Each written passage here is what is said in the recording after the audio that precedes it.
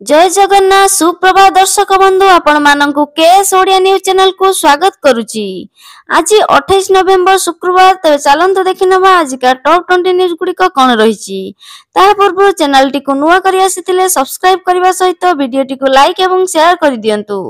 तबे चलंतु देखिनबा आज का प्रथम अपडेट रे कोन रहिची। आजिकार प्रथम अपडेट रही श्रीमंदिर आलोकीकरण हेबो एथिपाई खर्च हेबो 70 कोटी 12 लाख टंका। एही अर्थ अबड़ा योजना रे खर्च करिवा पई श्रीमंदिर प्रशासन सरकार को अनुरोध करिबो। परवर्ती अपडेट रही बंगोपसागर रे आउ एक बात्या दाना बांधुची। श्रीलंका उपरे सृष्टि होइतिबा सिस्टम घनीभूत हेबा संभावना रहिची। एहा उत्तर उत्तर पश्चिम दिग को गति करी परवर्ती 24 घंटा रे अधिक घनीभूत होई अवपातर रूप नेबो। परवर्ती 48 घंटा रे आउरी अधिक घनीभूत होई दक्षिण पश्चिम बंगोपसागर रे उत्तर उत्तर पश्चिम दिग को गति करी तमिलनाडु और पुडुचेरी मुहाइबो। 29 तारिख बेलकू यह बात्यार रूप नेबार संभावना रहिची। जदि बात्या सृष्टि हुए यार नाम रहिबो दित्वा। यार विशेष प्रभाव मध्य ओडिशा उपरे पड़िबो नाही। डिसेंबर 1 और 2 तारिख रे राज्य रे कामा वर्षा होई पारे। परवर्ती अपडेट रही ओडिशा को नहीं बात्यार भय। डिसेंबर 3 परे पड़िबो हाड़भंगा शीत। राज्य रे किछि दिन धरी तापमात्रा वृद्धि पाउथबा कारणरू शीत कमुची। दुईटी सिस्टम एक्टिव कारणरू वायुमंडल रे बंगोपसागर रू प्रवेश करूची जलीय बाष्प। यह प्रभाव रे शीत कमुची। तेबे आसंता 3 तारिख बेलकू पुणी बढ़िबो शीत। परवर्ती अपडेट रही गतकाली उच्च शिक्षा विभाग आनुकूल्य रे विदेश शिक्षावृत्ति योजनार शुभारंभ हो जाइछि। उच्च शिक्षा मंत्री सूर्यवंशी सूरज एही योजनार शुभारंभ करिसेंती। विदेश शिक्षावृत्ति चलित शिक्षा वर्ष 2025 रु 26 को लागू करा जिवो। अनुसूचित जाति और अनुसूचित जनजाति छात्र छात्री माने विदेश रे उच्च शिक्षा लाभ करिबा पई एही छात्रवृत्ति निमंते आवेदन करि परिबे। जो अनुसूचित जाति और जनजाति परिवार वार्षिक आय 12 लाख किंबा 12 लाख टंका रु कम होइतिबो सेही माने एही छात्रवृत्ति निमंते आवेदन करि परिबे। छात्रवृत्ति पाइबा निमंते छात्र वा छात्री जनक विश्वर श्रेष्ठ 200 क्यूआर रैंकिंग शिक्षानुष्ठान रे पीजी और पीएचडी पाठ्यक्रम पई नामलेखा निमंते योग्य विवेचित होइतिबा आवश्यक। छात्र छात्री माने एही वृत्ति निमंते प्रति वर्ष 2 थर अगस्त मास अवधि एवं डिसेंबर जनवरी मास अवधि आवेदन करि परिबे। प्रति वर्ष उच्च शिक्षा विभाग पक्षरु 50 जन छात्र छात्री को एही शिक्षावृत्ति प्रदान करा जिवो। 50 जनक मध्यनु इंजीनियरिंग और वैषयिक शिक्षा निमंते 10 जन, पाठ्यक्रम पई 4 जन एवं पीएचडी कार्यक्रम पई 6 जन, मेडिकल कृषि और अन्य टेक्निकल कोर्स निमंते 10 जन, उच्च शिक्षा विभाग अधीन रे आसुथिबा पाठ्यक्रम पई 30 जन छात्र छात्री को एही वृत्ति प्रदान करा जिवो। प्रत्येक छात्र बा छात्री को सर्वाधिक वार्षिक 25 लाख टंकार छात्रवृत्ति प्रदान करा जिवो। विदेश शिक्षावृत्ति योजनार शुभारंभ सहित उच्च शिक्षा विभाग पक्षरु अनुदान प्राप्त बेसरकारी महाविद्यालय 34 जन को ग्रुप सी और ग्रुप डी वर्ग रे अनुकंपामूलक नियुक्ति पत्र प्रदान करा जायछि।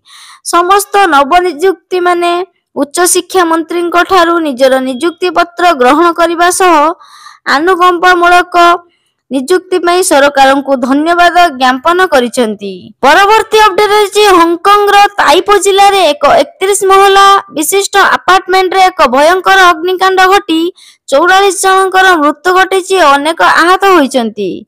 आहत माननकु तुरंत डाक्तरखाना को निया जाइथिला। अन्य पटे 300 जन निखोज अछंती। आहत एवं प्रभावितंक पई एक हेल्पलाइन जारी करा जाइछि। प्राथमिक तदंतरु जणा पड़िछि जे नवीकरण कार्य समय रे वेल्डिंग स्पार्किंग जोगो अग्निकांड घटिथिला। निया कॉम्प्लेक्स बाहरिबारु माउस भारा को व्यापी जाइथिला। परवर्ती अपडेट रही राजधानी रे ड्रग्स कंट्रोल टीम रो चढ़ाऊ। बेन गर्भनिरोधक बटिका बिक्री नहीं चंद्रशेखरपुर शैलेंद्र विहार रे विभिन्न मेडिसिन दुकान रे एही चढ़ाऊ करा जाइछि। ए नै दुकान स्टॉक रिपोर्ट जांच सह सेल रिपोर्ट मध्य जांच करा जाइछि। प्रेस्क्रिप्शन ले बिक्री हेउछि कि नहीं से नै मध्य जांच करा जाउछि। ଅନେକ ମାମଲାରେ କର୍ତ୍ତୃପକ୍ଷ ଲାଇସେନ୍ସ ବାତିଲ ପାଇଁ ମଧ୍ୟ ସୁପାରିଶ କରିଛନ୍ତି।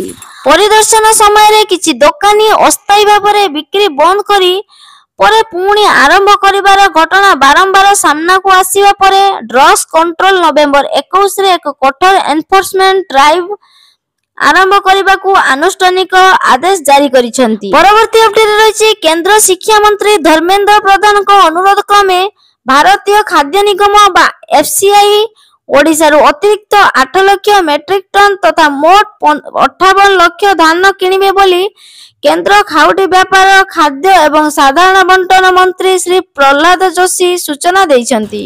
ପରବର୍ତ୍ତୀ ଅପଡେଟ ରହିଛି ବିଦେଶୀ ପକ୍ଷୀ ଗୋଡରେ ଲାଗିଛି ଅଜଣା ଟ୍ୟାଗ। ଋଷିକୁଲ୍ୟା ମୁହାଣରେ ବୁଲୁଥିବା ଅବସ୍ଥାରେ ସ୍ଥାନୀୟ ପରିବେଶବିତ୍ ରବୀନ୍ଦ୍ରନାଥ ସାହୁଙ୍କ କ୍ୟାମେରାରେ କଏଦ ହୋଇଛି ଏକ ଚିତ୍ର। ସୁଦୂର ୟୁରୋପ ଓ ଉତ୍ତର ଆମେରିକାରୁ ଶୀତଦିନେ ବିଭିନ୍ନ ପ୍ରକାରର ପକ୍ଷୀ ଉଡ଼ି ଆସନ୍ତି। କ୍ୟାମେରାରେ କଏଦ ହୋଇଥିବା ଏହି ପକ୍ଷୀଟି ସ୍ୟାଣ୍ଡ ଲଭର ପ୍ରଜାତିର ବୋଲି ଜଣାପଡ଼ିଛି। ପରବର୍ତ୍ତୀ ଅପଡେଟ ରହିଛି ସୁଭଦ୍ରା ଯୋଜନାର ଚତୁର୍ଥ କିସ୍ତି ମହିଳା ଦିବସ ବା ମାର୍ଚ୍ଚ ମାସରେ ମିଳିବାକୁ ଯାଉଛି। ଯେଉଁମାନଙ୍କର 21 ବର୍ଷ ହେଇଗଲାଣି ସେମାନେ ନଭେମ୍ବର 30 ସୁଦ୍ଧା ଆପ୍ଲାଏ କରିଦିଅନ୍ତୁ। ସୁଭଦ୍ରାର 2ଟି କିସ୍ତି ବା 10,000 ଟଙ୍କା ଲେଖାଏଁ ମିଳିବ। ଆଉ ଯେଉଁମାନେ ସୁଭଦ୍ରାର ଗୋଟିଏ ବା 2ଟି କିସ୍ତି ପାଇନାହାନ୍ତି ସେମାନଙ୍କୁ ସୁଭଦ୍ରା ୱେବସାଇଟରେ ଅଭିଯୋଗ କରିବାକୁ ପରାମର୍ଶ ଦିଆଯାଉଛି। ପରବର୍ତ୍ତୀ ଅପଡେଟ ରହିଛି ବେଆଇନ ବାଲି ଉଠାଣ ଉପରେ ବାଲେଶ୍ୱର ଜିଲ୍ଲାପାଳଙ୍କ ରେଡ୍। ଅବୈଧ ବାଲି ଉଠାଣ ଓ ପରିବହନ ବିରୋଧରେ ଜିଲ୍ଲାପାଳଙ୍କ ନେତୃତ୍ୱରେ ଅକସ୍ମାତ୍ ଚଢ଼ାଉ ବେଳେ 32ଟି ହାୱା ଜବତ ସହ 10 ଅଟକ। ସୂଚନା ଅନୁସାରେ ସୁବର୍ଣ୍ଣରେଖା ନଦୀରୁ ବେଆଇନ ବାଲି ଉତ୍ତୋଳନ କରି ଚୋରାଚାଲାଣ ହେଉଥିବା ନେଇ ଖବର ପାଇଥିଲେ ଜିଲ୍ଲାପାଳଙ୍କ ସହ ପ୍ରଶାସନ। ପରବର୍ତ୍ତୀ ଅପଡେଟ ରହିଛି ଦଳ ଛାଡ଼ିଲେ ତାଳଚେର ପୌର ପରିଷଦ ନଗରପାଳଙ୍କ ସହ 13 କାଉନସିଲର ରାଜ୍ୟ କାର୍ଯ୍ୟାଳୟକୁ ପଠାଇଲେ ଇସ୍ତଫା ପତ୍ର। ପରବର୍ତ୍ତୀ ଅପଡେଟ ରହିଛି କୋରାପୁଟ ଜିଲ୍ଲାପାଳଙ୍କ କାର୍ଯ୍ୟାଳୟରୁ କମ୍ପ୍ୟୁଟର ଏବଂ ସିପିୟୁ ଜବତ କଲା କୋର୍ଟ। ବାକି ଥିବା ଟଙ୍କା ନ ପାଇବାରୁ ଜିଲ୍ଲାପାଳ କାର୍ଯ୍ୟାଳୟର ସମ୍ପତ୍ତିକୁ ଜବତ କରିବା ପାଇଁ କୋର୍ଟ ତରଫରୁ ସକାଳେ ଯାଇଥିଲା ନୋଟିସ। କିନ୍ତୁ ଦୀର୍ଘ ସମୟ ଅପେକ୍ଷା କଲା ପରେ ଜିଲ୍ଲାପାଳଙ୍କ ଅଫିସର ଉଚ୍ଚ ପଦସ୍ଥ ଅଧିକାରୀଙ୍କ ଦେଖା ମିଳିନଥିଲା। ଜିଲ୍ଲାପାଳଙ୍କ ଅଫିସରେ ଥିବା କର୍ମଚାରୀ ଜଣକ ନିଜର ପରିଚୟ ଦେଇନଥିଲେ କିମ୍ବା ନିଜ ବା ନାଁ ବି କହିନଥିଲେ। ନିୟମ ଅନୁଯାୟୀ କୋର୍ଟର ପ୍ରୋସେସ ସର୍ଭର ମାନେ ଗୋଟିଏ ୱାନ୍ ଡେସ୍କ କମ୍ପ୍ୟୁଟର ସହ ସିପିୟୁ ଜବତ କରି କୋର୍ଟକୁ ଧରି ଆଣିଛନ୍ତି। ପରବର୍ତ୍ତୀ ଅପଡେଟ ରହିଛି ଏଥର ଭାରତରେ ହେବ ରାଜ୍ୟଗୋଷ୍ଠୀ କ୍ରୀଡ଼ା। ବୁଧବାର ଆନୁଷ୍ଠାନିକ ଭାବେ 2030ର କମନୱେଲ୍ଥ ଗ୍ଲେମର ଆୟୋଜନ ଭାବେ ଅନୁଷ୍ଠିତ ହୋଇଯାଇଛି। ଅହମ୍ମଦାବାଦରେ ଖେଳାଯିବ ଏହି କ୍ରୀଡ଼ା ମହାକୁମ୍ଭ। ଭାରତୀୟ କ୍ରୀଡ଼ା ଜଗତ ପାଇଁ ଏକ ବଡ଼ ଗୌରବର ମୁହୂର୍ତ୍ତ। ଗ୍ଲାସଗୋରେ ଅନୁଷ୍ଠିତ କମନୱେଲ୍ଥ ସ୍ପୋର୍ଟସର ସାଧାରଣ ଭାବରେ ଏହି ନିଷ୍ପତ୍ତି ଉପରେ ମୋହର ବାଜିଛି। ପରବର୍ତ୍ତୀ ଅପଡେଟ ରହିଛି ଏସଏଚଜି ମହିଳାଙ୍କ ପରିଚାଳନା ଦକ୍ଷତା ନଥିବାରୁ ମଣ୍ଡିରେ ବାଜୁଥିଲା ଦଲାଲ ରାଜ। ଆବଶ୍ୟକୀୟ ସରଞ୍ଜାମର ଅଭାବ ପାଇଁ କଲବଲ ହେଉଥିଲେ ଚାଷୀ। ଏହି ବ୍ୟବସ୍ଥା ନବରଙ୍ଗପୁର ସାଂସଦ ବିରୋଧ କରିବା ପରେ ଏବେ ମାଲକାନଗିରିରେ ଆନ୍ଦୋଳନକୁ ଓହ୍ଲାଇଛନ୍ତି ଚାଷୀ। ଏସଏଚଜି ମଣ୍ଡି ଦାୟିତ୍ୱରୁ ବାଦ ଦେବାକୁ ଦାବି କରିଛନ୍ତି। ପରବର୍ତ୍ତୀ ଅପଡେଟ ରହିଛି ରାଜ୍ୟ ସରକାରଙ୍କ ବଡ଼ ଅଜବ ନିୟମ। ବାର୍ଦ୍ଧକ୍ୟ ଭତ୍ତା ପାଉଥିବା ଜଣେ ହିତାଧିକାରୀଙ୍କ ମୃତ୍ୟୁ ପରେ ଯାଇ ଆଉ ଜଣେ ଯୋଗ୍ୟ ହିତାଧିକାରୀଙ୍କୁ ମିଳିବ ଭତ୍ତା। ଅନ୍ୟ ହିତାଧିକାରୀଙ୍କ ମୃତ୍ୟୁ ପର୍ଯ୍ୟନ୍ତ ଜଣେ ହିତାଧିକାରୀଙ୍କୁ ଅପେକ୍ଷା କରିବାକୁ ପଡ଼ିବ। ଏହାକୁ ସରକାରୀ ଭାଷାରେ ଡେଥ୍ ଭ୍ୟାକେନ୍ସି କୁହାଯାଉଛି। ଅର୍ଥାତ୍ ମୃତ୍ୟୁ ପରେ ଖାଲି ହେଉଥିବା ସ୍ଲଟରେ ନୂଆ ହିତାଧିକାରୀଙ୍କୁ ଭତ୍ତା ଦିଆଯିବ। ଏହି ଅଜବ ନିୟମ ପାଇଁ କେବଳ ସମ୍ବଲପୁର ଜିଲ୍ଲାରେ 13,431 ଜଣ ଯୋଗ୍ୟ ହିତାଧିକାରୀ ଅପେକ୍ଷା କରିଛନ୍ତି। ଏମାନେ ଭତ୍ତା ପାଇବା ପାଇଁ ଯୋଗ୍ୟ ହେଲେ ସୁଦ୍ଧା ଅନ୍ୟ ହିତାଧିକାରୀଙ୍କ ମୃତ୍ୟୁ ପରେ ହିଁ ଏହାକୁ ଭତ୍ତା ମିଳିବ। 86 ବର୍ଷିଆ ଗୋମତୀବାଦୀ କୁଚିଣ୍ଡା ବ୍ଲକ ଜଟିଆପାଲି ଗାଁର ଗୋମତୀଙ୍କ ବୟସ ଅନୁସାରେ ସେ 3500 ଟଙ୍କା ଭତ୍ତା ପାଇବା କଥା, କିନ୍ତୁ ପାଉଛନ୍ତି ମାତ୍ର 1000 ଟଙ୍କା। 3500 ଟଙ୍କା ପାଇଁ ଆବେଦନ କରି ଏ ଅଫିସରୁ ସେ ଅଫିସ ଧାଇଁ ଧାଇଁ ନୟାନ୍ତ ହେଲେଣି, କିନ୍ତୁ ତାଙ୍କୁ ବର୍ଦ୍ଧିତ ଭତ୍ତା ଟଙ୍କା ମିଳିପାରୁନି। ଆଉ ଏହାର କାରଣ ହେଲା ସେହି ଅଜବ ନିୟମ। ଡେଥ୍ ଭ୍ୟାକେନ୍ସି ହେଲେ ଯାଇ ଗୋମତୀଙ୍କୁ ବର୍ଦ୍ଧିତ ଟଙ୍କା ମିଳିବ। ଗୋମତୀଙ୍କ ଭଳି ଜିଲ୍ଲାରେ 90 ଜଣ ହିତାଧିକାରୀ 80 ବର୍ଷ ପାର ହୋଇସାରିଲେଣି, କିନ୍ତୁ ସେମାନଙ୍କର ମୃତ୍ୟୁ ହେଉନି ବୋଲି ତାଙ୍କୁ 3500 ଟଙ୍କା ଭତ୍ତା ମିଳିପାରୁନି। ପରବର୍ତ୍ତୀ ଅପଡେଟ ରହିଛି 24 ଘଣ୍ଟାରେ ମିଳିବ ପଟ୍ଟା।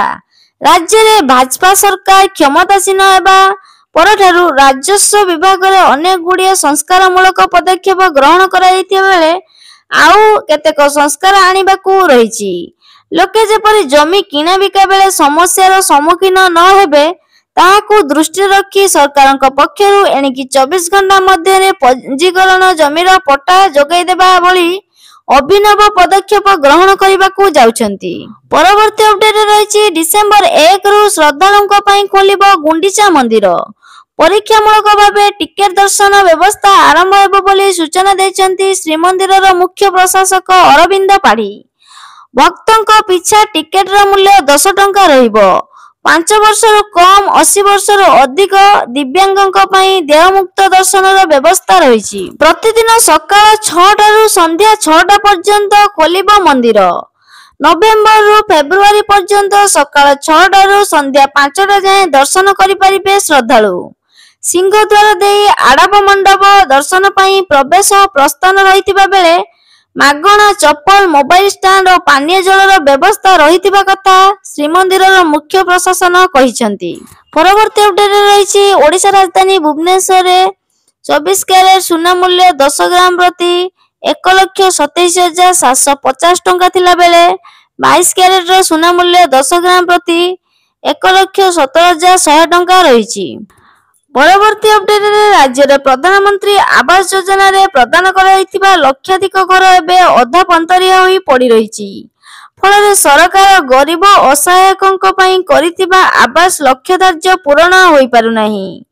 एहाकु नै पंचायत राज विभाग पक्षरु सबु जिलापालंकु नवेम्बर 20 रे एक निर्देशनामा जारी कर जाइछि। पंचायत राज विभाग स्वतंत्र प्रकल्प निर्देशक सिद्धार्थ शंकर स्वाई सबु जिलापालंकु प्रदान करथिबा पत्र रे दर्शाइछंती जे प्रधानमंत्री आवास योजना रे मात्र 1,14,357 घर संपूर्ण होइछि। 3,26,582 घर एवं अधपंतरिया होई रहिछि। बड़ कथा है ए अधपंतरिया घर मध्यरु 1,38,319 आवास फिजिबिलिटी नाही।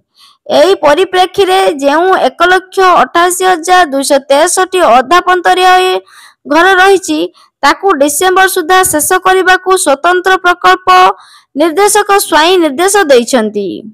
जहा कि आज का टॉप न्यूज़ गुड़िक थिला। जदि आपण माननको वीडियोटी भलो लागि थाए तबे लाइक शेयर एंड सब्सक्राइब करंतु। Thank you.